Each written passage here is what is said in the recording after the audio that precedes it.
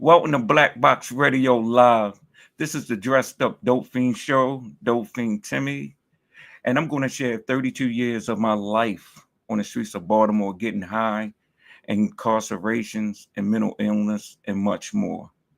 I want you to push this like, subscribe, and share button. Every third Tuesday of the month will be on at 9 p.m., y'all. And the show is only going to get better. So we about to start this and get it on and popping with the story from 2002 that I want to share with y'all. And I just hope at some of the parts you laugh, but some of the parts you're going to be like, damn, I can relate, or damn, that's fucked up. So we're going to start getting this on right now. It was like, what, 2002? And I'm not going to say the woman name, but I was with her living out Sedonia. And it was a very how can I say volatile relationship as far as mental, and she was abusive physically. And now as I know, it's yeah, because I was getting high, so I remember this day clearly. They was telling me about this dope that was a park heist that just came out. So I'm all ready. I mean, ready. I'm up early in the morning, you know what I'm saying? Ready to get up there at least by between 10 and 12 noon so I can cop this dope. So I get up there, and so I cop the dope and everything, and it's so crazy because I mean, it's like a coming out school party, you know what I mean? Because you see everyone. It's like when it's like some real good dope, you see everyone out there. So I'm just thinking about that. That just popped into my head. But so I copped the dope. I mean, my day is going good. I mean, I'm eating my chicken box and fries. I got the nod on. I'm talking to my homeboy, but I'm dreading coming home. So I get back out Sedonia. What is it, around about 6 p.m. After I hung out all day. So I bring the food up in the house so that everybody can eat. And so I know she could tell that I was high. So she already start, going in on me already. So we fussing back and forth, fussing back and forth. And so not that she's calling me all kinds of bitches, not that, she throwing shit at me, but the thing that made me want to pack and leave was that she blew my high. So I'm in there packing up. She's not letting me pack up or nothing. So, once again, it's going crazy. And I know how she can get, she'll get so mad where, she might stab you up or something. So I'm like, hey, I'm going to go outside. I'm going to call the police so they can escort me in so I can get my things so I can leave. And so I call them. I'm waiting outside in the hallway of the apartment building. You can still hear her in there. And so I'm going back up there to the door once again before the police comes so that we can resolve this.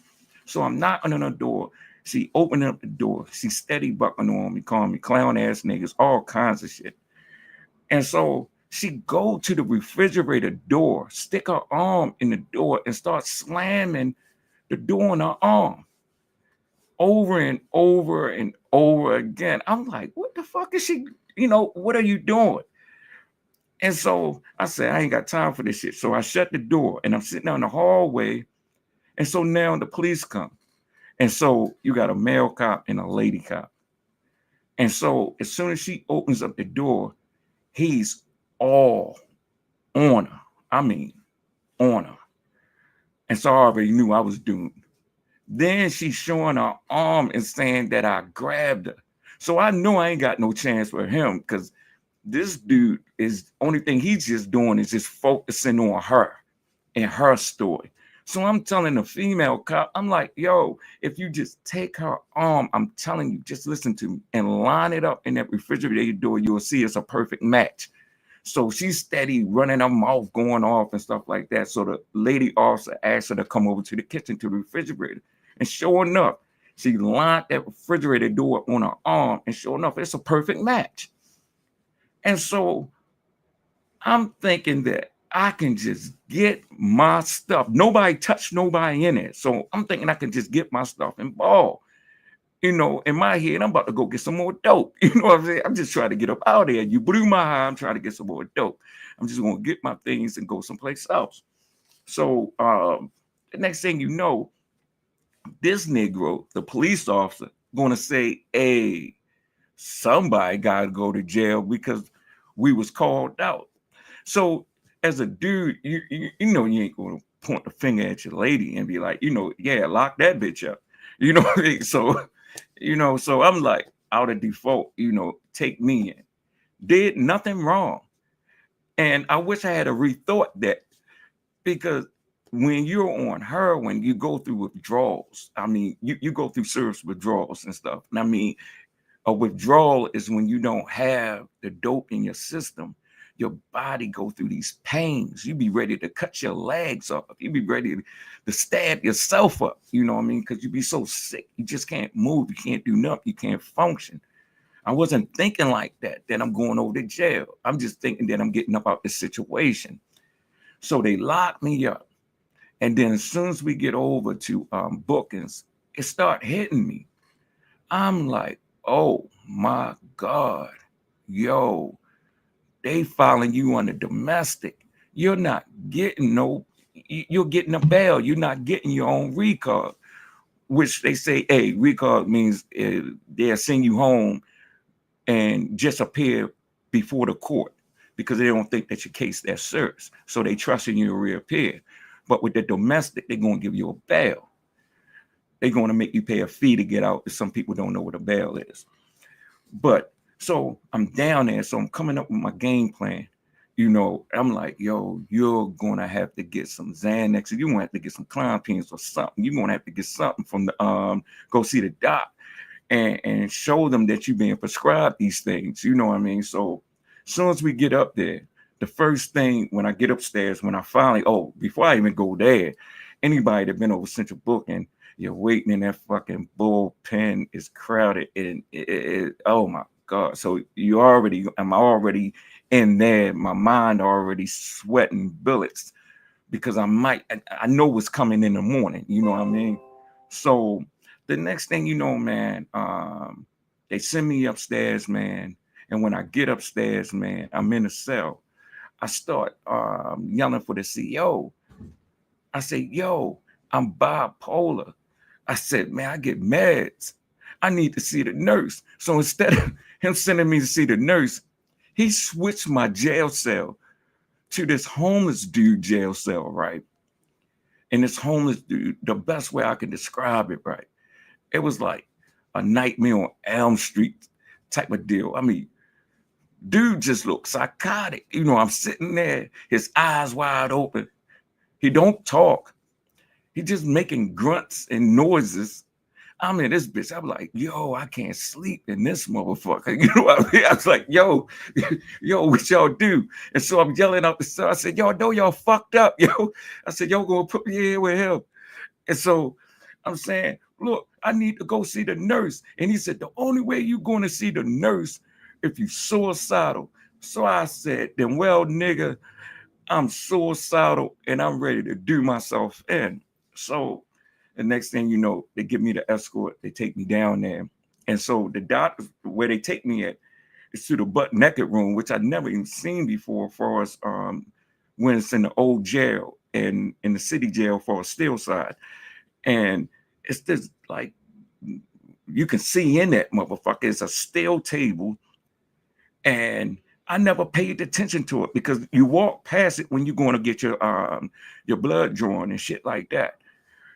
So they put me in that motherfucker. So I'm cussing. I'm like, yo, what y'all doing? I need to see the doctor. I need to see the nurse. I need my meds. And so no one's talking to me. I had to get butt naked. They gave me this little vest that didn't even cover my privates, cover my ass. I mean, the shit is short. And so, man, I'm down there. I'm sitting there, right? And like I said, just in case none of y'all know what central booking is, central booking is where they take the prisoners, somebody that's locked up.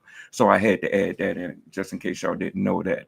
But to get back to the story, I'm in there, I'm butt naked. It's cold as a motherfucker. For the first night, I'm cussing, beating on the glass, calling everybody bitches. I mean, I'm going off. Then around, I don't know what time it was, but I know it was late. The withdrawals start setting in. So it's bad enough I couldn't sleep, but it's cold. I mean, the toilet water got little ice in it, like thin sheets of ice. That's how cold it was in that bitch. And I'm on a steel table. And I still don't know how I was fitting my knees and my arms up in this little ass vest. And I'm in there with no clothes on, no clothes, except for this vest. And that's when the humbling process started. I mean, I was freezing, I was shivering. And the next day, when the morning came, I'm still cussing a little bit, but my cussing start going down little by little. And so now I'm like, yo, can I please see the doctor? I'm like, yo, this is some cruel shit. I mean, I'm like, yo, really, this is some cruel shit. And you got people walking past you in there just with a vest on and shit, ass hanging out and shit like that. And they're walking past, get ready to get their blood drawn. They looking at you like you crazy. You know what I mean? You're feeling crazy. My nose running now, but it's so cold in there. I really don't have time to feel the pain because it's so cold in there. And when I touch on it now, I mean, that's some cruel shit. Like when I think about it now, to put a person in there. And so I'm thinking that they're going to let me out, right? I think that they're going to let me out and see the doctor later on, because they do shit that's assholes sometimes. Nah, it was another night in that bitch. I wasn't cussing no more. I was talking nice. I was trying to be nice, just trying to be friendly, but I still had some pride, though. You know what I mean? I didn't go all the way down.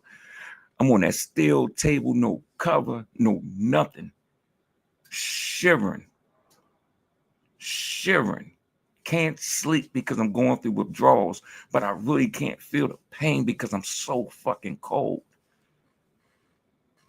So I don't even know how I made it through the night. It felt like I was about to pass out in that bitch. Like I was going through hypothermia. I don't know what they set that AC on, but it was cold as shit. I don't know if it was due to the withdrawals or whatever, but I was cold as a motherfucker. And then the next morning came. And then when the next morning came, man, I had a different tune. My pride was broken. Oh, it was broken by now. And so I'm telling them, beating on the glass, not even beating on it, but tapping on it, saying, I'll be a good boy. I promise. I would never say I'm suicidal again. You know what I mean? So that's what I'm doing. You know what I mean? I'm humbled. I mean, they humbled my ass. You know what I mean? I'm sitting there with tears in my eyes. You know what I mean? I said, please go get the doctor. And so they're like, what? It had to be hours later. Because then that's when the doctor showed up.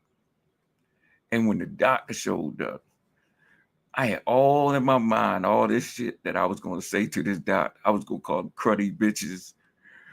I was going to call them every name in the motherfucking book. I was going to say, I was going to sue y'all motherfuckers, everything. I mean, I had so much on my chest to say. But when that motherfucker came in, all I said was, can I please go back to my cell? I'll be a good boy. You know what I mean? He said, are you suicidal? I said, no. He said, do I have to worry about you being suicidal again, Mr. Alexander? I said, no. He said, I'm going to do the paperwork. You can leave. And I said, can I get my Xanaxes, please? Because that's what I prescribed. He said, do you still have problems, Mr. Ellis said. I said, no, can you just please send me upstairs, right? And so when I get back upstairs, man, I'm happy as a motherfucker to get back to that jail cell. You would have think that I was being released. So I'm happy as a motherfucker to get back to the jail cell. And now in the jail cell, they took me out the crazy person jail, well, the homeless person jail cell, and they put me in with a young boy. And so I'm talking to the CEO. I'm like, yo, it might get ugly in here because when you going through withdrawals, you farting all night, you shit, and those young boys ain't like that shit. You know what I mean? I'm just being honest. You understand what I mean? And then it's not like you can defend yourself because you weak. I mean, you real weak. And if anybody been through that shit locked up, they know what I'm talking about. It's the worst. I mean, the worst. And so then he put me back in with the homeless dude, but I was good because he was farting and nasty just as much as I was that night and for the next couple of days. And so then the next, while I'm over there, I don't know how it happened, but the next thing you know, they said that I'm getting out on my own recog and stuff. So when they said that, I was glad, but I had to report down the circuit courthouse and report to the prosecutor while I'm out on recog and stuff like that. And so that's what I was doing. But what was funny was that you would think that after all that shit that I just went through, all that shit that I just went through, you would think that, man, I would have had enough. As soon as when they took me downstairs into the holding cell to be released, all I had in my mind was how much money I had on my person and what dope I was going to cop. And if anybody, how can I say, been in this situation before, they might have went like 2 weeks, 3 weeks, 30 days, got clean, went through hell in there getting clean. Then as soon as they step out the door, they sending that stuff right back through that shit. And I would never be able to understand that aspect of it. But as soon as when I got out, I'm going straight up Park Heights. So I'm catching a hack up there. So I caught the hack and I was able to catch them before they went in. I didn't go see my kid. I didn't go say what's up to my mom. I didn't even go say what's up to my lady. You know what I mean?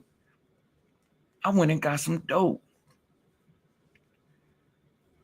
So then to go back home, nodding, and the whole shit repeats itself again. The whole arguing. Now I know, you know, she was mad. She was mad. You know, the person that she see that you can be or become, man, it's like, yo, this is who I settled for. And then she was pretty, you know what I mean? I was 8 years older than her, so her friends in her ear like, damn, you fucking with that nigga. He on methadone and he getting high. So it's like I can imagine how she might have felt. Now I can, but back then she was just a dirty bitch to me. You know, I had so much hatred towards her. And even when I say that, I laugh at that now because, man, I went back to the person that sent me over. I went back to the hostility. I went back to what was so chaotic in my life. And for 32 years, that's how I was living. What was ever destructive or whatever was sending me down a road of chaos, That's where I was going at. And I used to think that shit was so funny. I mean, so humorous. But now I laugh at my grief and trauma, but it's like, oh man, that's some serious shit. That was some serious shit. And then what was even more serious, me and her stayed together for 7 more years. Figure that. And so I want to take a second, right? I know I'll be telling stories, and I just told that story and stuff like that, right? I just want to take a second and just hit some jewels for a second and just hit some life lessons. If anybody on here right now is going through anything, I mean anything for real, you know, the best thing I can do is tell you, man, is you got to do self-evaluation. You really got to look at yourself, man. And if you on, as far as like how I was on drugs and stuff like that, right?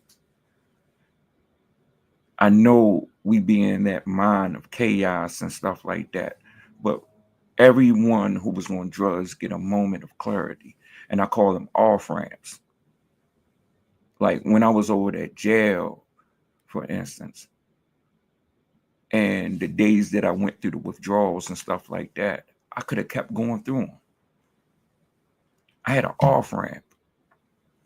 The test was, man, I'm showing you that you can make it. You can make it, but are you going to do it? But I chose not to. So since I didn't take my off ramp, man, my next off ramp didn't come to when about what 8 years later. And the point what I'm making is that, man, everybody, I don't care what you're going through, get a moment of clarity. I don't care if you're grieving from sickness, if it was shit that happened to you in your childhood. You get a moment of clarity, everyone, where it's time to help yourself. And you get this off ramp. It's a moment to do something different in your life. It's a moment to where you just ready to head in a different path and keep moving on in your journey of life. And I'm just saying, take it. Take it if you can. And the test's going to come at you so that you can go back into your old way of thinking. And I just wish that I could just help one person with that tonight.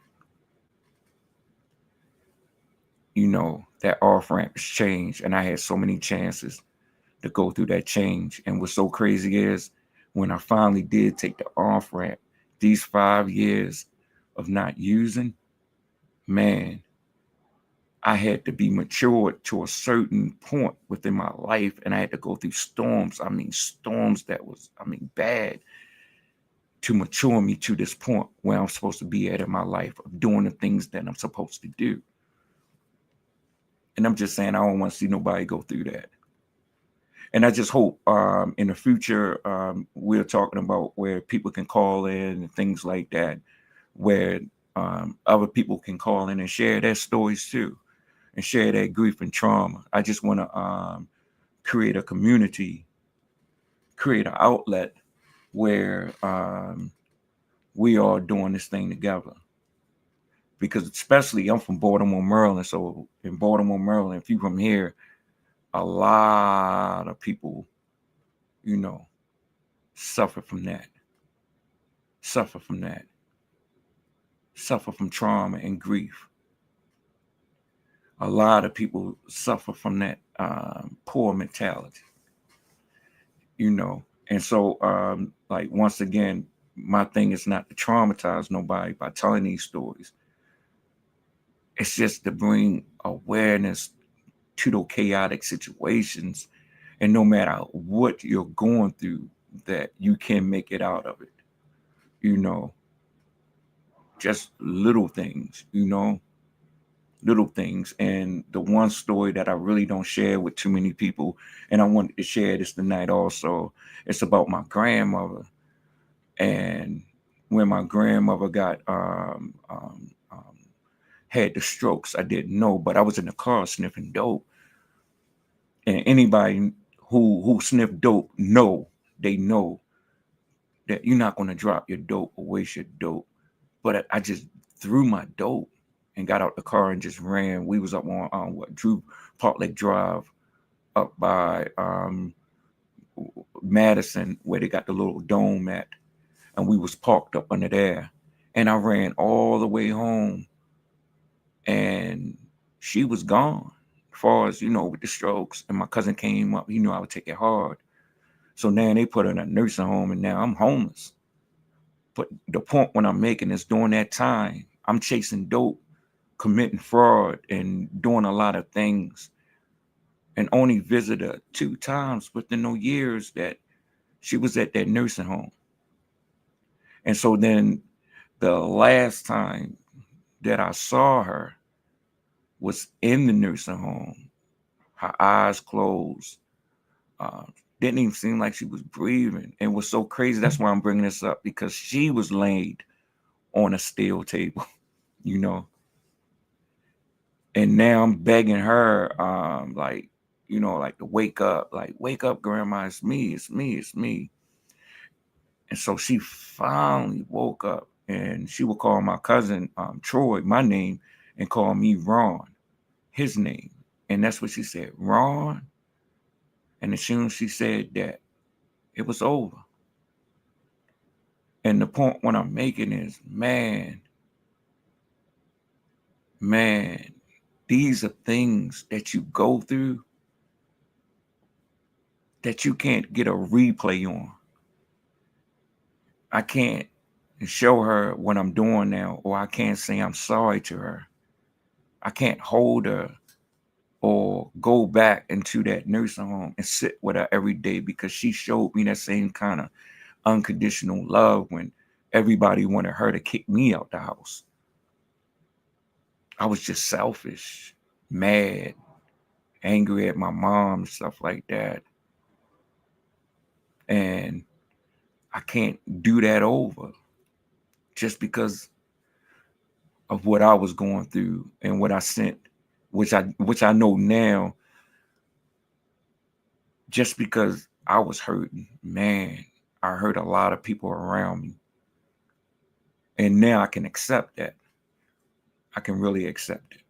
But I just want to share that about my grandmother with you, because just the way I was on a steel table, freezing half to death, and I had an opportunity to make a change in my life, just like the same thing when she was on that table. Once again, I had a chance to make a change in my life, but did I? Nah. I went to the funeral high. After the funeral, I'm getting my brother to drop me up Park Heights, dope fiending him. And what I mean by dope fiending, conning him out of money. For some reason, with a drug addict, everything costs $20.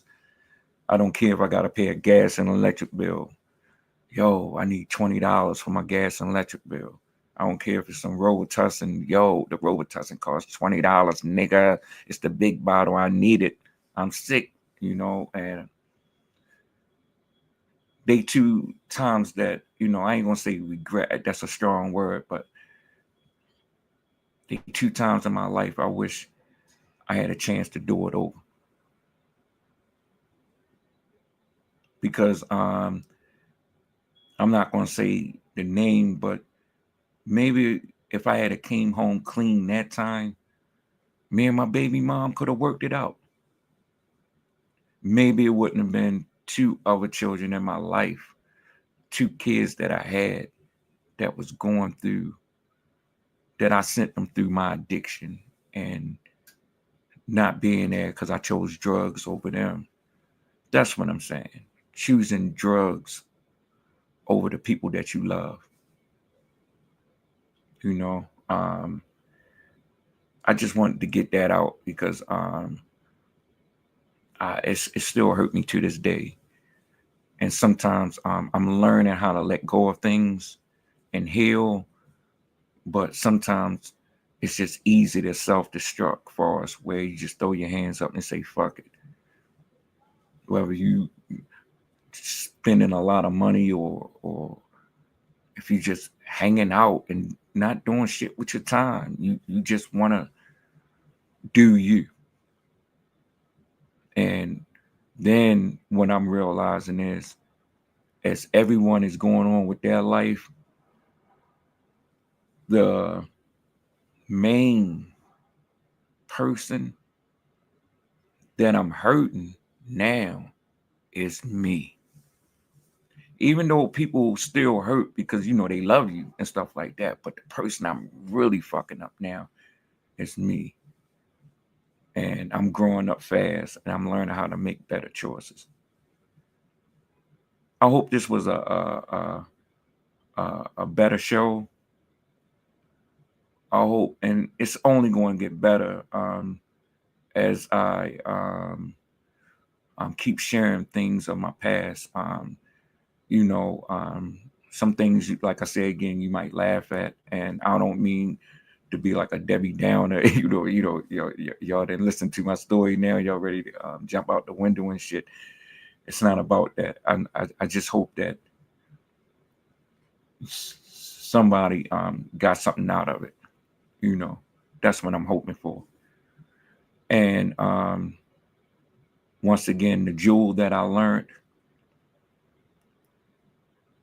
is, man, the choices that you make. When they say you have the freedom of choice,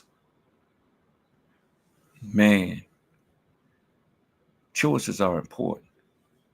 And if anyone is listening right now, if y'all have something to add or want to say, I would love to hear y'all comments.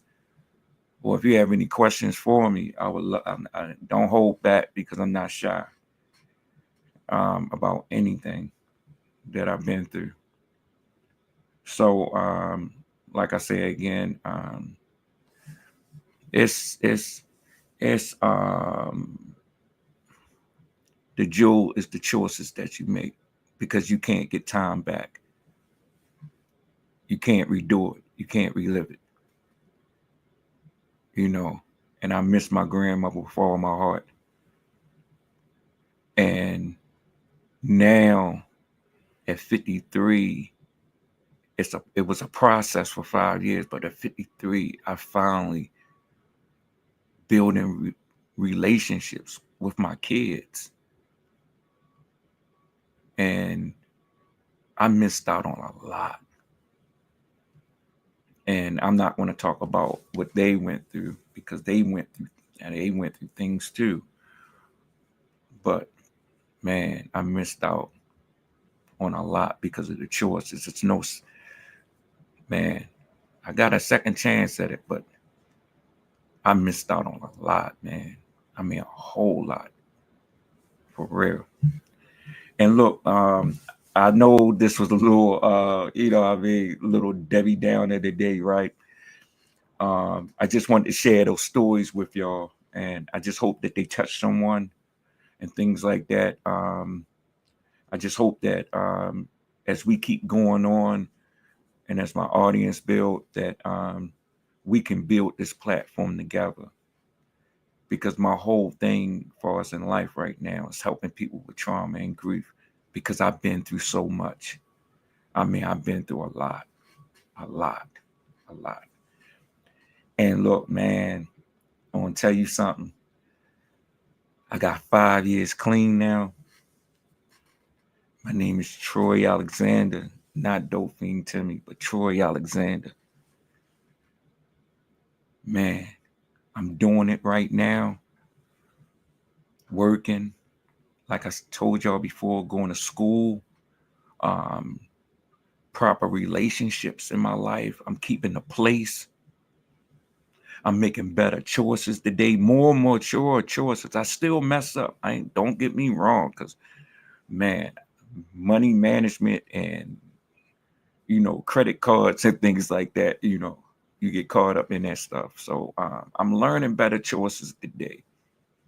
Um, I'm learning just little things like the woman that I have.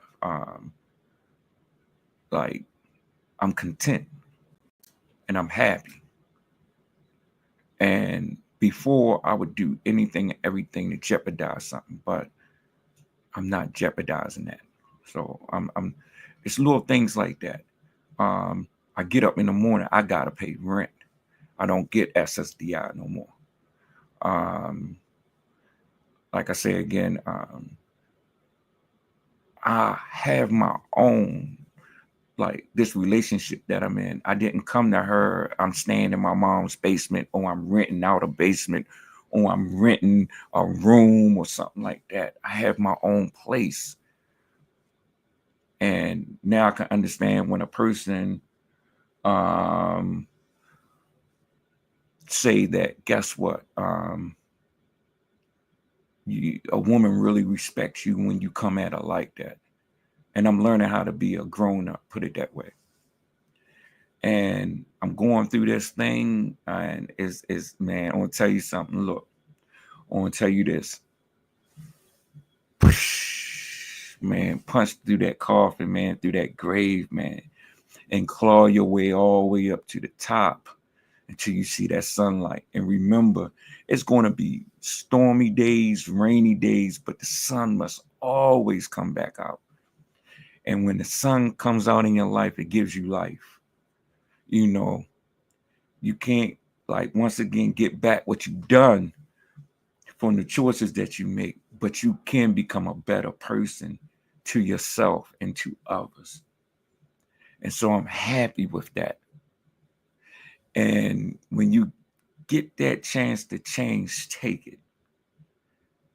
Take it. And I'm going through something right now that, man, I'm making choices. It's a slow process, but it's not like I was before. So that's beautiful. Like, once again, I want y'all to like, subscribe, and share.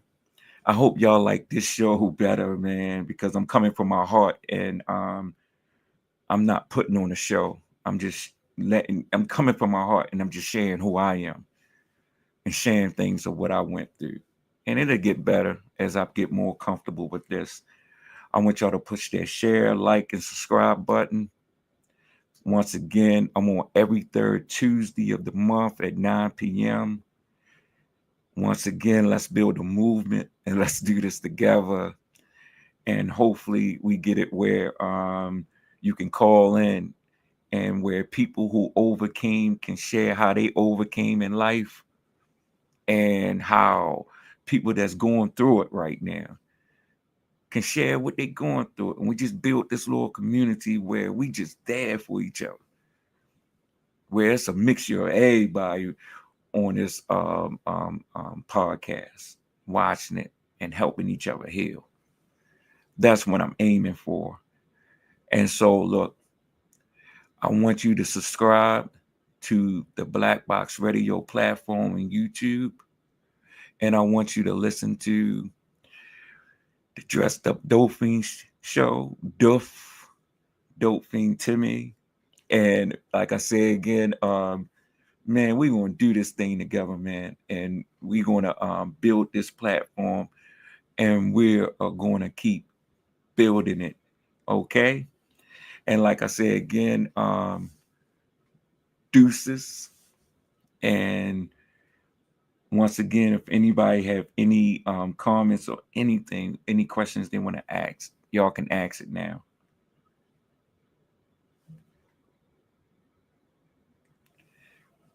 And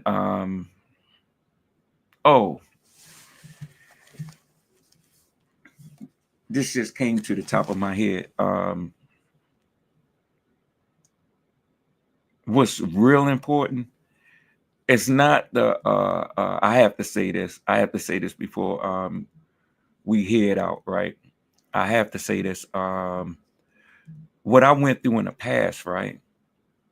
A lot of, I mean, I've been through a lot, and I always had a chance to build on what I learned. But I never knew that I was learning life experiences because I always looked at what I was going through as a victim, and I always looked at it as painful, but in a wrong way, as a why me way. But now the person that I am, I'm learning. I mean, I'm learning. I'm learning in real time. And it's like I can look at the bread like in the boat. And what I mean by that, I can look at my past experiences and I can see things that don't work out now. I can see things like, man, that never worked out for you in the past, man. Why are you going to keep doing that? Or man, you crash like a crash test dummy. Why are you going to keep living like that?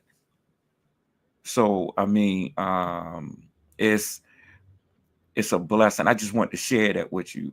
Nothing is change is without nothing if you don't turn the information that you have into knowledge, and you don't use that knowledge as wisdom and understanding and apply it to your life. That's the best jewel I can tell you. Nothing in your life won't change. You can be dressed up, have $1 million house, but still make the same choices that you made before. And you might make money right now, but you're still miserable, or you're still mad at the world, or your perspective on life is kind of fucked up. But the way that I am now, it's like, man, I embrace when I go through, because my mindset is changing day by day, and I'm making moves. And I'm not just talking about it, but I'm actually making moves and I'm finishing it.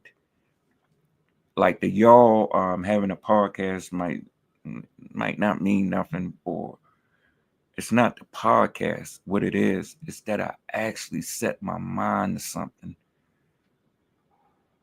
and I'm living it out. I didn't quit. So that's good. I didn't quit my job. That's good. I didn't break up with my lady. That's good. Um, they're the kind of things that I'm talking about.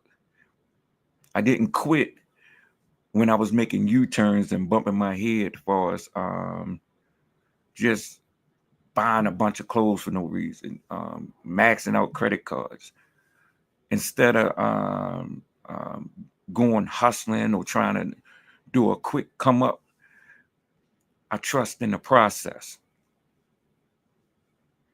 And this process is beautiful. That's all I'm saying. And I know it might seem like I'm talking in circles and stuff, but y'all don't understand what I've been through. I'm just elated to share this with y'all. That's all.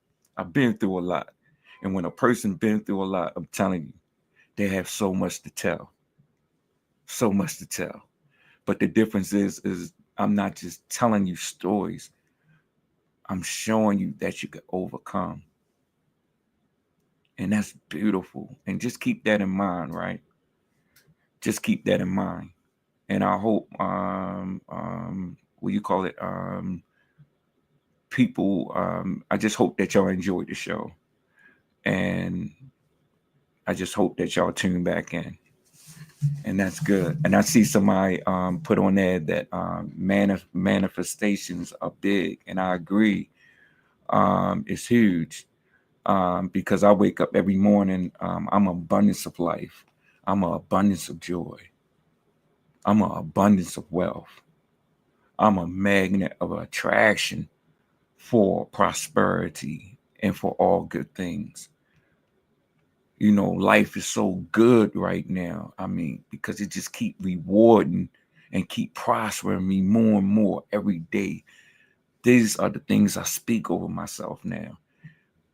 And the more I speak them now, I was at 1% at first, but now I'm like 10 to 15% and actually starting to accept and digest this new image that I'm holding of myself.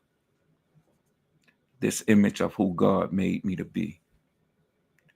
And without God, I know this might not be popular with some people, but without God, I would have never made it. Yeah, a lot of miracles. And so thank y'all once again for commenting. Um, thank y'all for everything. And change is good. And just keep making better choices in life. Once again, push that like, share, subscribe button. And I'm just going on and on.